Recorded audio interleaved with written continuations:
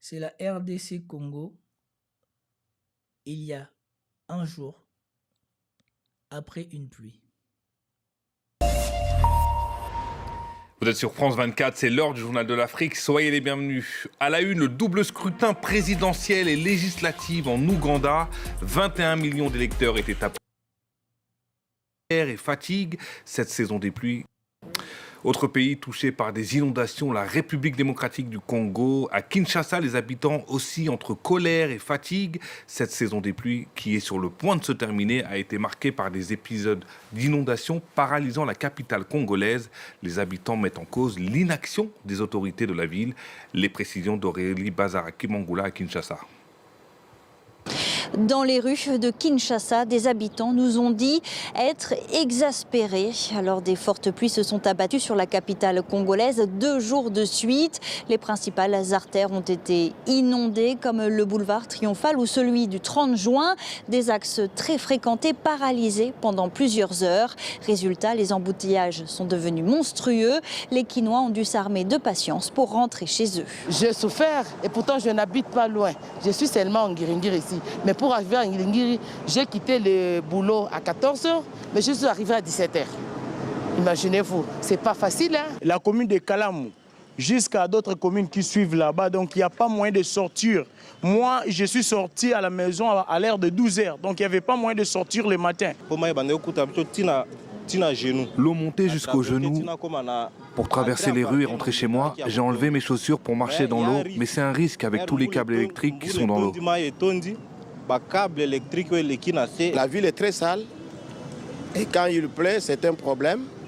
Donc il faut vraiment faire beaucoup d'efforts pour que la ville soit propre. Ce qui exaspère aussi les habitants, c'est la répétition des épisodes d'inondation et le manque, disent-ils, de réactivité des autorités. Le gouvernorat de Kinshasa n'a pas communiqué après ces pluies diluviennes, mais a affirmé quelques jours plus tôt avoir signé un partenariat avec une société libanaise pour améliorer l'assainissement de la ville. En avril dernier, au moins 30 personnes sont mortes selon les autorités à la suite de pluies diluviennes. Voilà. Et donc, vous avez un pays où c'est ça l'état de la capitale. Et franchement, ça me fait de la peine parce que, étant donné que j'ai souvent parcouru Malabo, qui est la capitale de la Guinée équatoriale, et Yaoundé, dont je suis souvent, je peux vous dire que franchement, c'est désolant. De savoir ce qu'est devenu Kinshasa quand je le regarde, c'est désolant. Et surtout, regarder ce qui me fait de la peine et qui fait que les gens ne peuvent pas nous prendre au sérieux. Alors que le pays vient de vivre cet épisode, que ça fait des années que la situation est en train de s'empirer, ça ne s'arrange pas, voilà de quoi est fier ce Congolais. Oyo ezanda na biso asika to somba na mboka ya moni. Ça c'est notre meuble de notre ambassade au RDC. To somba immeuble oyo pour l'ambassade ya Congo. Ambassade ya Congo ekozala awa na kati ya Manhattan na New York pour la toute première fois. Mobutu azalaka sala ambassade, asomela biso ambassade à New York. Kabila, le père Désiré, asombate. Kabila Joseph, la même chose. Mais les lots n'attendent pas Fachi Béton. N'a pas présenté le immeuble en haut, la carte à Manhattan. Donc, lui, dans son pays,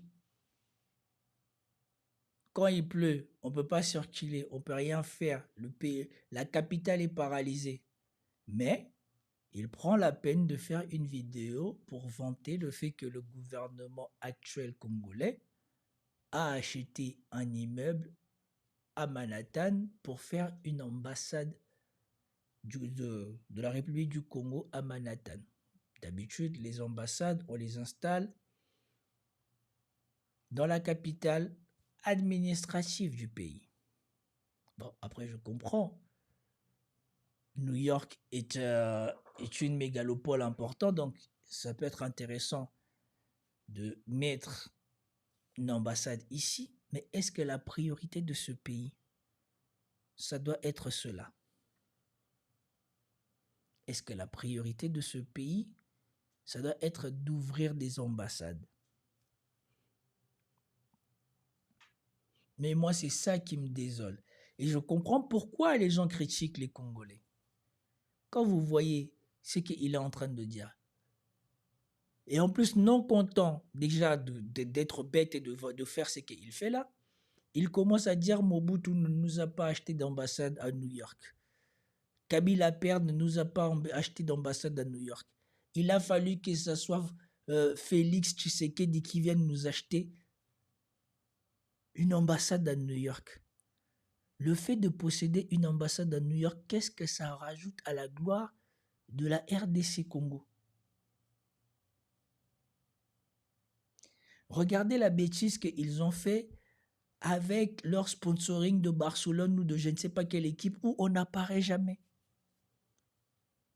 Imaginez, et ça c'est gratuit, hein, j'ai pensé à ça depuis un moment. Imaginez tout l'argent qu'ils ont jeté là-bas. Si vraiment ces gens-là veulent la médiatisation du Congo dans le monde entier, arrêtez de jeter de l'argent. Vous avez maintenant un symbole national avec le monsieur là qui fait Lumumba. Je sais que mon idée, si elle est propagée, sera probablement écoutée, volée, et j'espère qu'elle sera mise en œuvre. Le monsieur qui joue Lumumba, donnez-lui un salaire décent, intégrez-le à la délégation qui accompagne le président à chaque fois qu'il va quelque part. La prochaine fois que le président se présentera aux Nations Unies, faites-le asseoir avec la délégation, qu'il fasse sa pause à l'intérieur de l'Assemblée générale des Nations Unies, et vous êtes sûr qu'on parlera du Congo sur la terre entière. Ou alors, à chaque fois que Félix Tshisekedi se rend à un sommet international, vous le faites arriver avant Félix Tshisekedi, il fait la pause pendant que Félix Tshisekedi rentre, et avant que Félix Tshisekedi ne sorte, il fait la pause 1 heure avant que le président rentre. Et là, vous aurez la publicité pour le pays pour des années et des années. Au lieu de ça, on prend des 40 millions, on va donner à des équipes européennes pour non-publicité.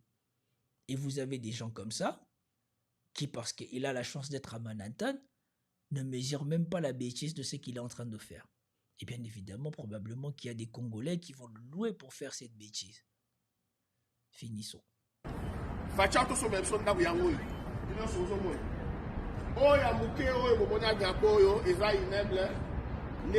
Ambassade ya Espagne yango yo mais ya biso Congo leki monene ta fachelo kwa sali 5 niveau ba ko misango 10 niveau kada mingi te ba service zo misale zo banda ko ba réhabiliter même ba ko misango. Voilà la bêtise des Congolais, voilà la bêtise que je ne supporte pas. Non content que déjà on mette de l'argent pour ce truc, il le compare à l'ambassade de l'Espagne. Et il dit que l'ambassade de l'Espagne, c'est petit. Nous, de toute manière, on va agrandir. On est à 7 niveaux, mais on va aller à 10 niveaux. Bientôt, les travaux vont commencer. On commence jamais les travaux dans ton pays pour assainir les canalisations de toute la capitale qui est plongée dans le chaos à chaque fois qu'il pleut. Mais toi, tu te contentes, tu es content qu'on achète un immeuble et qu'on l'arrange à Manhattan, comme si Manhattan, c'est la capitale du Congo. 10 niveaux. On fait ça de l'autre côté. Fait ça de l'autre côté. Tu l'as on a beaucoup ça. Vous voyez? Pour aider ça là-bas. Ah oui, pas d'ambition. Je suis chez moi ici. Face à l'ambassade. Ambassade à Congo. Béton de la République. Pourquoi Congo? Ah, Batika yo. Et nous avons le hein? Et nous avons le Congo. Aux États-Unis. Ah, aux Nations Unies. Nations Unies yango bomoni Nations Unies yango en face à Nations Unies ba o ba bien Nations Unies yango Nations Unies yango yo en plein ville à Manhattan ah bolobani lisusu faci beton zala nanu aza nanu. Voilà. Pour lui, voilà, l'exploit du président de la République, ce n'est pas d'avoir déclaré la guerre à la moindre escarmouche, ce n'est pas d'avoir une armée pour aller reprendre les territoires occupés par les M23, ce n'est pas de régler les problèmes de salubrité de la capitale, les problèmes de l'électricité de la capitale, les problèmes d'eau de la capitale, les problèmes les évacuations, des canalisations de la capitale. Non. Pour lui, l'exploit du gouvernement et du président Félix Tshisekedi, c'est d'avoir acheté un immeuble vide et de construire une ambassade en face des Nations Unies.